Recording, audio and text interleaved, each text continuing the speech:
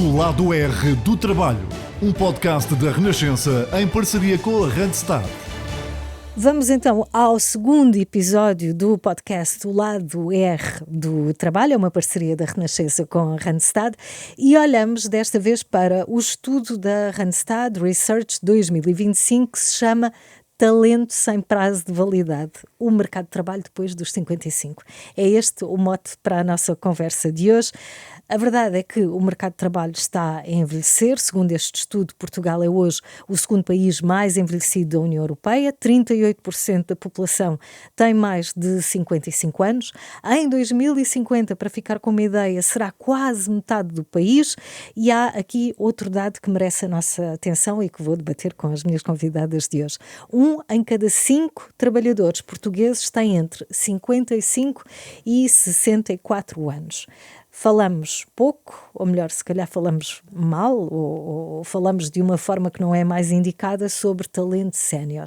Será que este recurso estratégico, será que não o sabemos aproveitar como deve ser? Para nos ajudar a ler este retrato do trabalho, convidamos Érica Pereira, é a diretora da área Professional Talent Solutions da Randstad, e Rita Batista, Chief Human Resources Officer da Simpor. Obrigada às duas por estarem aqui, por aceitarem analisar este estudo. Vamos debatê-lo aqui à lupa. Érica, comece por si. O título do estudo é forte, porque esta frase, talento sem prazo de validade, capta a nossa atenção e chama a atenção, e queria perceber a sua opinião sobre isto. Mas a ideia que me dá é que chama a atenção para um preconceito estrutural. Será? Sim, é verdade. Antes de mais, boa tarde. É um gosto também estar aqui e poder apresentar aqui estes dados que a Randstad acaba por lançar e por dar a conhecer também aqui ao mercado. É verdade, ou seja, o mercado quer valorizar a experiência, mas no final do dia, quando olhamos muitas vezes para um currículo, a experiência não do experiente, não é? Portanto, queremos valorizar a tal experiência no cômodo geral, mas depois quando olhamos à idade, se calhar não é bem isto que podemos estar à procura. Portanto, é um primeiro instinto. Um primeiro instinto, por vezes, acontece, sim. E que depois vai para a frente, não é? É um primeiro... Ou seja, o que eu quero dizer é, pode ser cultural em algumas organizações e noutras ser um estigma que, de alguma forma, com consciência se vence, ou sentem da percepção que têm do mercado de trabalho que é um preconceito que está lá e ponto final? Não, vamos conseguindo mudar, até porque o trabalho dos consultores e a Randstad, sendo a maior empresa de recrutamento, tem essa obrigação também de promover este talento junto dos nossos clientes e das organizações. É quase uma missão, não é? Uma responsabilidade que vocês têm. Totalmente. Porquê? Porque atrás de um currículo existe uma pessoa com diversas características que muitas vezes não estão visíveis nos currículos.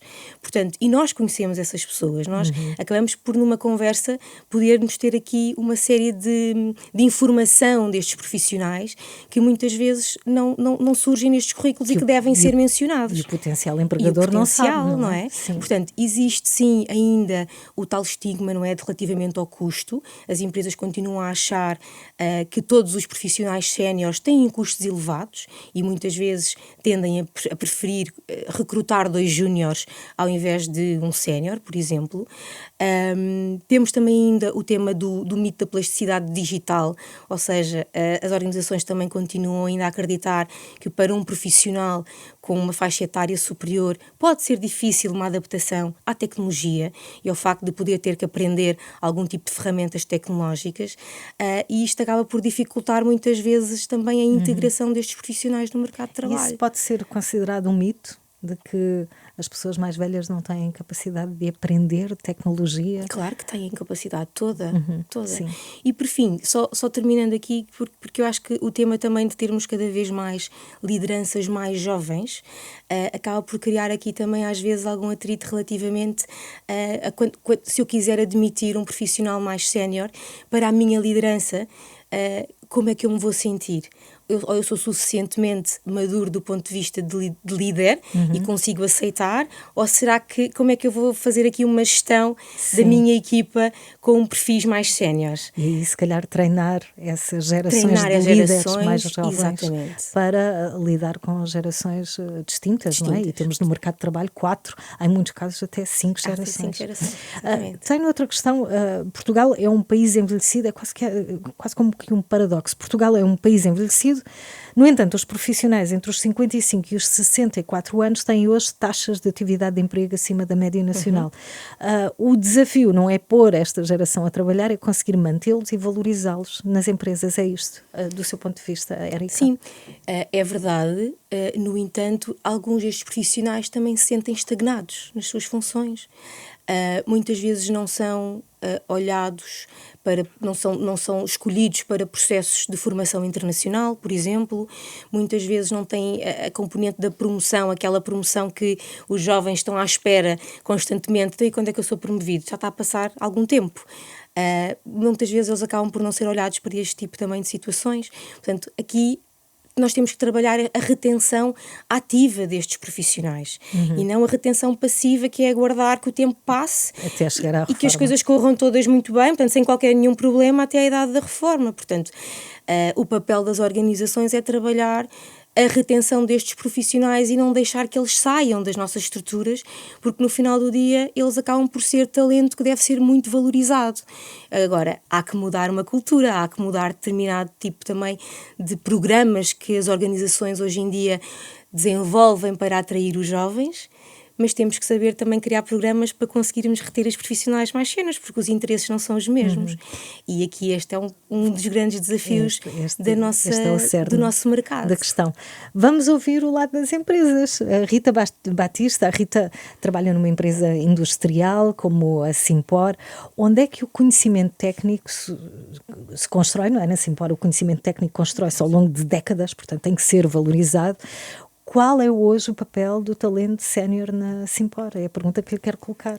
Boa tarde, primeiro que tudo. Ambos, obrigada pelo desafio e por também termos aqui a Simpor a falar sobre um tema que é estruturante hoje em dia e que está a criar muitos desafios em termos de recursos humanos, não é? Porque estas 5 gerações que podem estar nas organizações, e nós temos 5 gerações dentro da empresa, como é que nós conseguimos conciliar as diferentes gerações dentro da mesma empresa com interesses diferentes, com expectativas diferentes e com velocidades. Tem algum segredo, Rita? Se tiver, revela agora. Acho que o segredo não sei se ele existe. Eu acho que temos que nos adaptar um bocadinho às realidades que temos e às pessoas que temos. A verdade é que para nós, chamemos de talento sénior, não é? Ou pelo menos com maior senioridade, é muito importante efetivamente, e são eles que formam os jovens, não é? São eles que, quando alguém sai da faculdade e acaba de entrar, seja de um programa de trainees ou seja de uma outra organização, eles efetivamente é que vão ensinar, muitas vezes os mais novos, as técnicas da produção e da parte industrial. Claro que depois também há o inverso, também existe a questão de os mais jovens que trazem outras formas de pensar e outras formas de ver os processos ou da agilidade, também transmitir o seu conhecimento aos mais séniores, porque as coisas podem eventualmente ser feitas de forma diferente ou mais otimizada. Tenho curiosidade de perceber se esse intercâmbio, não é, que fala Rita, se é espontâneo e as pessoas naturalmente se envolvem nesse aprender mútuo e esse ensinar mútuo, ou se a Simpor promove ativamente e estrategicamente momentos para que isso aconteça. Há um bocadinho das duas coisas dependendo das áreas. Quando falamos que de áreas mais produtivas, mais operacionais especificamente, nem sempre isso é estrategicamente pensado e está muito no fator de os mais séniores ensinarem os mais jovens a entrar. Estamos a falar de produção, de processos ainda alguns deles muito manuais e portanto, só os anos de aprendizagem naquela função é que podem efetivamente trazer o conhecimento. Portanto, uma pessoa que entra para uma sala de comando não tem 1 ou 2 anos apenas de experiência, tem que ter muito mais. Ou não ao é? fim de 2 anos é que consegue fazer qualquer coisa com autonomia. E não chega a ler um manual, não é? Nem 2, nem 10. Nem 10. E, portanto, e muitas vezes também temos essa, vamos dizer, essa queixa por parte dos trabalhadores mais séniores de que nem sempre essa transmissão de know-how e essa transmissão de conhecimento é valorizada por parte dos mais jovens ou por parte da empresa, porque são eles que o transmitem e depois vêm os jovens com expectativas de serem promovidos muito rapidamente, como a Érica dizia, e eles se calhar acabam por estar um bocadinho mais estagnados nas funções. Mas isso também tem a ver com um bocadinho com a mentalidade e com aquilo que eu sei que a sociedade, como há pouco dizia, estigmatiza.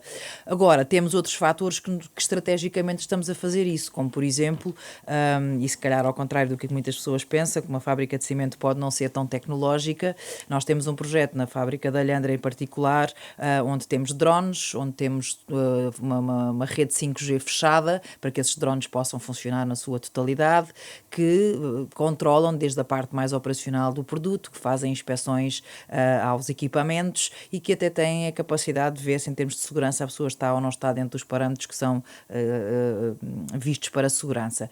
E, portanto, aqui o que é que nós fazemos? Precisamos de pessoas mais novas para integrarem estes processos de mais digitais e autónomos, mas também precisamos do know-how técnico de quem está há muitos anos para integrar nessas plataformas digitais. E, portanto, aqui estrategicamente faz um bocadinho a junção das diferentes gerações que trazem a agilidade digital por um lado e que têm a capacidade de eventualmente ter mais facilidade, nem sempre é verdade, mas podem Sim. ter mais facilidade em aprender estas vertentes mais digitais e trabalhar com drones e conduzir drones numa fábrica, com pessoas que têm muita senioridade e que sabem o processo como ninguém e que conhecem como é que ele funciona e, portanto, são formadas para terem essa capacidade digital e terem essa capacidade de trabalhar com este tipo de Tem veículos. algumas histórias, alguns exemplos, a Rita, que se lembre, conhece as suas pessoas melhor do que ninguém. Ao longo deste podcast, traga-nos esses exemplos, porque é bom quando nós conseguimos visualizar, até por nomes e dar aqui um rosto a estas pessoas que são de diferentes gerações, mas no fundo procuram as mesmas coisas, que é a valorização profissional, serem respeitados, terem possibilidade de progredir na carreira e de ter até ao fim da sua vontade, não é? Um trabalho que seja gratificante e produtivo para todos. Sim, mas também temos às vezes, e temos histórias efetivamente, se calhar de áreas mais, destas áreas mais tecnológicas e de robotização e de automação, onde as pessoas mais velhas aportam o seu valor acrescentado e que se calhar a expectativa da pessoa mais jovem é que aquela pessoa não aprendesse tão rapidamente, e temos uma história engraçada sobre isso, e a outra pessoa adaptou-se tão mais rapidamente do que ele ao processo dos drones, e isso foi engraçado perceber que não foi a questão da idade que fez a diferença, foi a questão da agilidade mental, da capacidade de aprendizagem. Às vezes da vontade até, não é? Exatamente, da dedicação e do profissionalismo, e temos esse caso prático que efetivamente aconteceu, e fizeram uma equipa, portanto fazem uma equipa, não são só numa de 2 pessoas, são várias pessoas que fazem essa equipa, mas acreditamos que isso, quando for replicado nas outras fábricas, exatamente vai acontecer. Mas também temos o contrário, que é temos operações ainda muito manuais, não é? Porque temos de ter uma pedreira ainda não está devidamente automatizada e, portanto, ainda não se consegue. Estamos a trabalhar para isso, temos um investimento muito grande em tecnologia e inovação em todas estas operações que até hoje eram muito manuais e muito fisicamente muito duras, e que muitas vezes há uma grande parte das pessoas mais séniores com uma receptividade muito grande, mas também com muito receio do que é que essa tecnologia nos pode trazer, não é? Sim, que é natural, não é? Ter, Tudo que é por diferente. exemplo, caminhões que transportam pedra e que não têm condutor, não é? E, portanto, não precisam de ninguém para conduzir. Então, o que é que me vai acontecer se eu sou um turista? Sim, não é? isso é algo que pode acontecer a médio prazo? Pode acontecer até médio prazo ou até curto prazo. Nós temos o nosso acionista principal, TCC, tem já hoje caminhões self-driven, portanto, completamente automatizados, mas o que acontece é que há uma alteração da função, portanto, a pessoa não conduz o caminhão propriamente dito, mas controla o caminhão numa sala de controle. Portanto, há aqui a tal adaptação da função. Sim. E é isso que nós também temos que mostrar para o futuro a todas as pessoas, é que nem tudo o que é, nós falamos de inteligência artificial, automatização, robotização, nem tudo isso significa redução de postos de trabalho.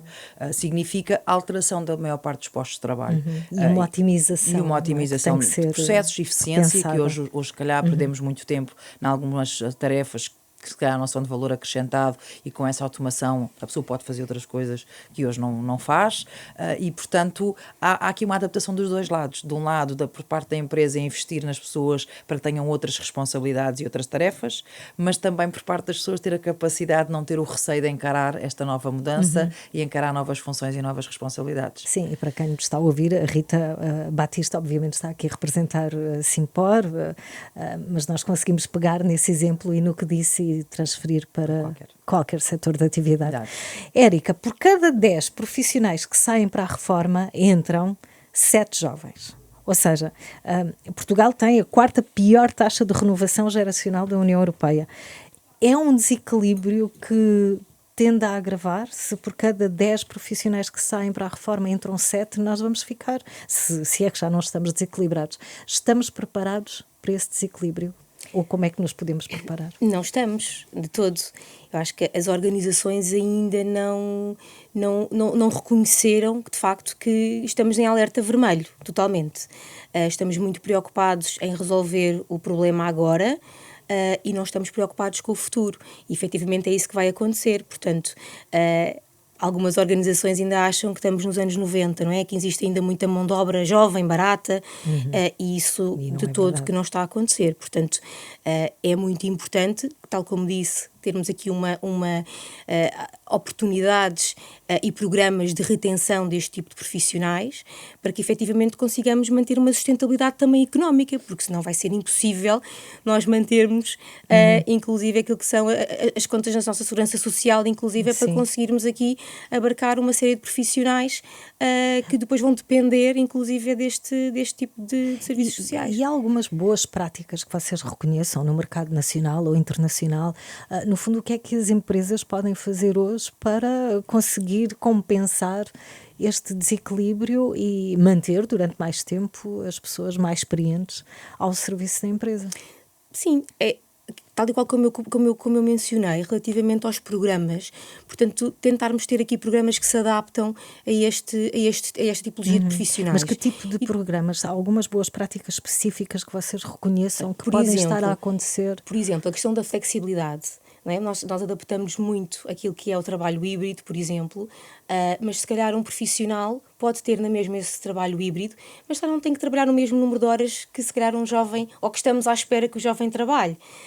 Medidas, inclusive, em termos do próprio Estado, portanto, podermos ter aqui as próprias organizações terem a capacidade de poder atrair para conseguir manter estes profissionais e também trabalhar esta longevidade ao nível profissional, para que eles também se sintam ativos nas funções também que estão a desempenhar. E depois, do ponto de vista mais formativo também das organizações, promover, trabalhar com os profissionais, fazer também com que estas gerações todas trabalhem muito em conjunto, promover estas culturas de partilha, não é? De existir aqui. Eu sou um profissional mais sénior, tenho muito a aprender com o profissional mais júnior e vice-versa, criar esta cultura muito de partilha. Portanto, e aí vai depender sempre daquilo que é a própria cultura organizacional, a dimensão da própria organização, porque vão existir organizações que vão conseguir fazer muitas coisas e outras, se calhar, não vão ter tanta capacidade, se calhar, financeira ou flexibilidade para conseguir abarcar tudo o que podem ser estas vontades. E hoje em dia falamos muito das vontades dos jovens e se calhar esquecemos um bocadinho das vontades dos outros, porque estamos a falar de uma faixa etária acima dos 55, mas na verdade a faixa etária anterior, que vai dos 45 também aos 55, e relativamente a algum desemprego, também sofre. Portanto, não podemos estar só focados nos jovens e estar só orientados àquilo que são as suas vontades e os seus desejos, mas temos que olhar no cômodo geral e perceber, ainda mais no momento que atravessamos de escassez de talento, onde é que efetivamente podemos aportar valor, porque o custo de eu perder uma pessoa é muito mais alto do que a admissão. Eu gostava de ouvir a Rita sobre isto, que é, no fundo, mostra-nos um pouco da sua cultura quando se trata deste processo de contratação. Como é que vocês olham para o talento? Se sentem isto que a Érica está a explicar, não é? Que o talento é escasso, e como é que fazem para mimar as pessoas mais experientes. Pronto, acho que um ponto importante a Érica falou que é, nós pensamos muito e nos últimos anos pensámos sempre todos muito, não é? Assim, por em particular, mas todos nós, o mundo do trabalho, pensou muito naquilo que os jovens querem, naquilo que agradar àquilo que os jovens pretendem, ir ao encontro das expectativas deles e esquecemos muito de quem está acima dos 45, 50 anos. E esse eu acho que é um fator muito relevante e que as empresas têm todas em Portugal de começar a mudar um bocadinho esse mindset. A própria legislação às vezes não ajuda nesse sentido, a questão da flexibilidade de trabalhar em part-time, por exemplo, que é uma coisa que em Portugal é vista não com muito bons olhos, mas se calhar alguém com 60 anos ou 65 anos poderá fazer todo o sentido de trabalhar em part-time. Nós em Portugal não consideramos isso um trabalho produtivo, portanto é uma questão cultural. É uma questão cultural. E ainda há pouco tempo um grupo de recursos humanos discutíamos isso, porque a tendência será que as pessoas não se reformem aos 67 anos, mas sim mais para a frente, e portanto as empresas têm que se adaptar a que vão ter pessoas a trabalhar até aos 70 ou até aos 75, vamos, daquilo que as pessoas também tiverem a capacidade de testar, mas se calhar não vão querer trabalhar as 8 horas por dia, ou, não é? E vão querer a sua flexibilidade, portanto, por um lado, ter essa capacidade, e se calhar grandes empresas têm essa capacidade, mas a maior parte do nosso mercado é micro e médias empresas, e essas não têm, as pequenas e médias empresas não têm essa mesma capacidade. E há os fatores que se calhar têm que se investir para fazer com que a retenção aconteça, sendo que se calhar tudo o que é mais sénior, todos os trabalhadores mais séniores, o nível de retenção é mais fácil de conseguir do que os mais jovens, não é? Está provado que o turnover acontece essencialmente aos jovens até aos 35 anos e depois o segundo escalão até aos 45, portanto todas as pessoas que têm mais de 50 anos, a tendência é de uma maior estabilidade, e que as empresas se calhar não reconhecem essa estabilidade ou não dão o devido reconhecimento a essa estabilidade, mas é ter efetivamente programas de benefícios, por um lado, que permitam que essas pessoas se sintam de alguma forma acarinhadas, como dizia, e que as possa reter ao longo de mais tempo, mas ter essa adaptabilidade de ir ao encontro das suas próprias necessidades consoante o seu grupo etário, e não ter apenas, vamos chamar, packages para jovens, para menos jovens ou para mais velhos, mas sim às necessidades de cada um, porque temos, se calhar, pessoas com 60 anos que são mais jovens que pessoas com 40 e vice-versa, não é? Sim. E o profissionalismo, a dedicação e a capacidade de executar não se vê na idade. No processo de recrutamento hoje em dia nós não colocamos qualquer questão relativamente à idade, aliás, às vezes temos dificuldade em recrutar pessoas muito mais jovens para o tipo de perfis que queremos, porque queremos perfis com algum conhecimento, já com alguma experiência, com alguma estabilidade nas empresas, e os perfis mais jovens, que a Érica pode confirmar isso melhor do que eu, são perfis com muita rotatividade nas empresas, e que isso não traz muita estabilidade e muito conhecimento, não é? Porque se eu tiver só 2 anos numa empresa, 2 em 2 anos mudar, a minha acumulação de conhecimento não é igual a se eu lá estar 4 ou 5, portanto, nós às vezes temos dificuldades em buscar pessoas mais jovens. Por outro lado, também temos uma tendência quando estamos a falar de posições de management ou de middle management, vamos sempre tentar buscar pessoas que já com alguma maturidade e já com alguma experiência. Portanto, temos essa tendência. Claro que, como a maioria das pessoas, das empresas, tentamos que a nossa média etária não seja muito elevada. Neste momento está a andar a rondar os 44 anos, o que é relativamente alta. Temos vindo a baixar nos últimos anos, efetivamente, muito derivado aos programas de trainees que fazemos, e aqui a fazer um investimento também nas gerações mais jovens, mas para nós é muito importante que quem lá está há muitos anos se mantenha, porque esse know-how é muito importante, e ter programas, por exemplo, de transição de talento, de conhecimento, isso é muito importante, e acho que é esse tipo de programas também que vai fazendo com que as pessoas que lá estão há mais anos se sintam reconhecidas e que essa capacidade que eles têm seja reconhecida para a transmissão de conhecimento. E aproveitada, não é? Há um site muito interessante que se chama Living to 100, e em que podemos fazer um teste para perceber até que idade, tendo em conta o nosso histórico familiar e hábitos alimentares e outros, até que idade é que se projeta que vamos viver. E é interessante porque este site existe precisamente para estas questões. Nós estamos a viver cada vez mais anos, e aquilo que vocês referiram de trabalhar até aos 75, se calhar até aos 80 anos, não está assim tão longe do nosso horizonte. Vamos voltar à questão agora do desemprego sénior. Quando um profissional sénior, Érica, entra no desemprego, a reintegração é muito mais difícil. porque no início desta conversa a Érica começou por dizer as empresas têm logo aquele primeiro estigma, aquela primeira reação de olhar para a idade, ainda fazemos isso por uma questão cultural. Quase 30% do desemprego de longa duração é sénior. Porquê que o mercado continua a fechar portas nesta fase? O que é que faz falta? São mais ações de sensibilização para recursos humanos e não só, não é? E temos aqui a Rita que pode falar. Para as empresas no geral, para os portugueses em geral, o que é que faz falta para que estas portas não se fechem? Sim, faz falta. Eu não sei se chamaria ações de sensibilização, mas faz falta haver esta abertura. Portanto, colocar de lado este estigma de que efetivamente este profissional pode ter determinadas expectativas muito altas em relação quer a projetos, quer a vencimentos, e muitas vezes isso não existe sequer, e partimos de uma ideia já pré-concebida que isso vai acontecer. E isto tem muito a ver em queremos pelo menos abrir as portas para conhecer estas pessoas e poder ouvi-las e perceber exatamente quais é que são as suas motivações ou ambições nesta sua fase de carreira, que vão ser diferentes do que se calhar um tal perfil possivelmente mais jovem, com 30 anos, que se calhar quer então esta progressão rápida, não é? E que procura outro tipo também de características, como nomeadamente a flexibilidade, a autonomia, os tais planos de carreira, etc. Estes profissionais procuram outro tipo de características, procuram também a segurança, a estabilidade, a componente da estabilidade emocional é muito importante para as equipas. Manter uma coesão, manter de alguma forma que as coisas não acontecem, não têm que acontecer todas de uma forma muito rápida. E estes profissionais podem muito bem trazer essa mais-valia também ao mercado. Portanto, acho que sim, acho que as empresas têm que abrir talvez aqui um bocadinho mais, não sei se a mente, mas pelo menos em termos culturais, passar também para estas equipas, não só os departamentos de recursos humanos, porque os departamentos de recursos humanos são uma porta, efetivamente, à entrada do talento, mas muitas vezes depois quem decide quem é o talento que fica são as pessoas que vão trabalhar com este talento. E este trabalho é difícil, portanto, é trabalhar também estas mentalidades de quem está no terreno, de quem vai sentir as dificuldades. E aqui, enquanto parceiros destas pessoas, temos que lhes fazer ver que estes profissionais vão ser um ativo importante. E, portanto, isto é um trabalho de todos, na verdade. Como é que fizeram na Simpor este trabalho? Não é? Como é que ajudaram a mudar mentalidades? Porque a Simpor é uma empresa com muitos anos, com uma experiência longa, portanto, com uma cultura enraizada.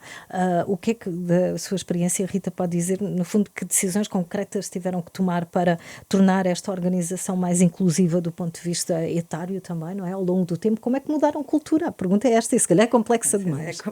Não é fácil responder. Eu acho que também, sendo uma empresa tão antiga em Portugal, claro, enquanto Simpor faz 50 anos este ano, mas temos a fábrica mais antiga de cimento do mundo, não é? A Alhandra, com 150 anos. Portanto, e isso também ajuda de alguma forma a que as pessoas percebam que quem é mais sénior dentro da organização tem maior conhecimento. Eu acho que, por um lado, ajuda a esse ponto, a ser uma empresa sólida, uma empresa consistente, com sustentabilidade, com foco no futuro, de inovação, etc. Também vai contribuir para que as pessoas percebam que podem ter estabilidade e que possam continuar as suas carreiras.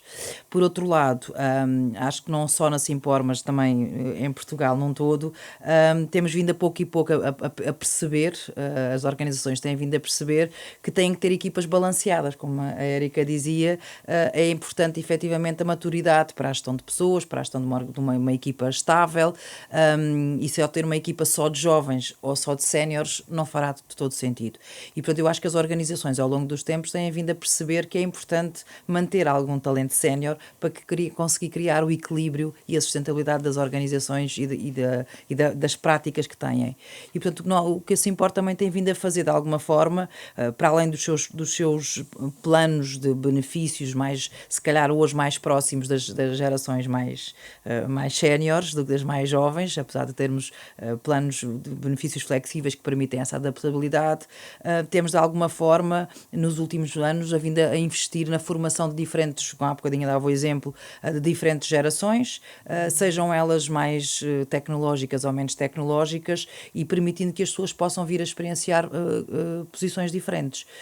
Quando falamos no nível mais operacional é um bocadinho mais difícil, porque são fábricas e as posições são mais estanques, mas é dar a oportunidade a que possam ter outras posições. E a pouco e pouco, ainda não estamos nesse patamar ainda, temos um caminho a fazer, como uma grande parte das empresas, mas a pouco e pouco vir efetivamente a valorizar de alguma forma o talento sénior. O que se também viu nos últimos anos, e que agora também é difícil recuperar muitas vezes, é que se investiu muito, tanto em termos de salários, de benefícios, etc., nas gerações mais jovens. O próprio salário mínimo cresceu de uma Para forma... atrair, não é? Exatamente. Como e, portanto, se as outras já não tivessem lá garantidas, conquistadas, não é? Sim. E isso fez com que o salário mais baixo para o médio fosse cada vez mais próximo. E hoje as empresas estão a enfrentar esse problema. É ter os salários mais baixos de entrada na empresa. Podem não ser, não estamos a falar de salários mínimos, portanto nós não trabalhamos com esse tipo de salários, mas os salários de entrada já estarem muito próximos dos salários médios da empresa. E portanto agora se calhar acaba um bocadinho de fazer o exercício ao contrário, que é como é que vamos efetivamente valorizar essas carreiras mais séniores e que elas de alguma forma sejam reconhecidas não só salarialmente, mas em termos de programas de formação, desenvolvimento. Para voltar a ter algum equilíbrio. Exatamente. Érica, estamos mesmo a terminar, agora perguntas para respostas muito rápidas. Este estudo de talento sem prazo de validade, numa ideia, como é que nós podemos resumir aquilo que ele revela? Bom, ele revela que nós estamos a dar o devido valor a estes profissionais, e que de facto há aqui um grande trabalho a fazer de todos, não é? Portanto, não só das próprias organizações, como da sociedade e como também do próprio Estado. Portanto, tem que haver um envolvimento muito grande destas três partes, se efetivamente queremos manter este talento com as organizações e tirar o maior partido deles, não é? Portanto, é forte quando pensamos em algo fora da validade, na verdade, mas temos que rapidamente mudar este estigma, porque as coisas porque não é assim, não funciona assim, e de facto não vamos conseguir, numa ótica de sustentabilidade, dar resposta àquilo que o mercado vai exigir, se efetivamente não trabalharmos ativamente com estes profissionais. Uma última pergunta para as duas, porque podem ter visões diferentes. O que é que pode ou deve um profissional com mais de 55 anos fazer para continuar relevante no mercado? Acho que, acima de tudo, manter a postura do seu profissionalismo, da sua dedicação e da sua energia, e mostrar o resultado do que faz todos os dias. Acho que há muita tendência de pensar que quanto mais sénior a pessoa vai perdendo de energia, vai perdendo de capacidade, e às vezes a pessoa acaba por se deixar um bocadinho levar nesse mood, não é? E não demonstrar tudo o que tem para dar. E, portanto, aquilo que eu já estou na casa dos 50, portanto, já estou quase próximo deste grupo. Eu acho que aquilo que o profissional tem que fazer é efetivamente demonstrar a sua grande capacidade de ser o que é e entregar o resultado, e não se deixar levar por estes mitos de que quem tem 55 anos é mais velho do que quem, agora falando numa palavra que não se gosta muito de dizer, mas que é mais velho do que alguém e que não é capaz de que alguém com 30 ou 40 anos, porque não é de todo verdade. Érica. Eu concordo em absoluto com a Rita, acrescentaria só um ponto. Acho que o autoconhecimento, não é o facto de nós termos feito uma carreira em determinada área, não significa que eu tenho que estar nessa carreira o resto da minha vida, e muitas vezes temos este feedback de alguns profissionais, que é o que eu gostava mesmo era de, então por que não apostar nisso também, não é? Por que não fazer algo que efetivamente gostamos e trazer então de volta este brilho que muitas vezes colocámos de lado, porque se calhar não era a carreira que me poderia trazer maior benefício financeiro, mas que se calhar numa determinada altura da minha vida vai-me trazer sim maior alegria, maior motivação, mais energia, e vou estar a aportar valor em algum sítio que efetivamente me reconhece e merece. Obrigada às duas, ficam aqui excelentes ideias. Obrigada Rita Batista da Simpor e a Érica Pereira da Randstad pelas reflexões que trouxeram este lado R do trabalho, uma parceria da Renascença com a Randstad. Este foi o episódio 2. O lado R do trabalho, um podcast da Renascença em parceria com a Randstad.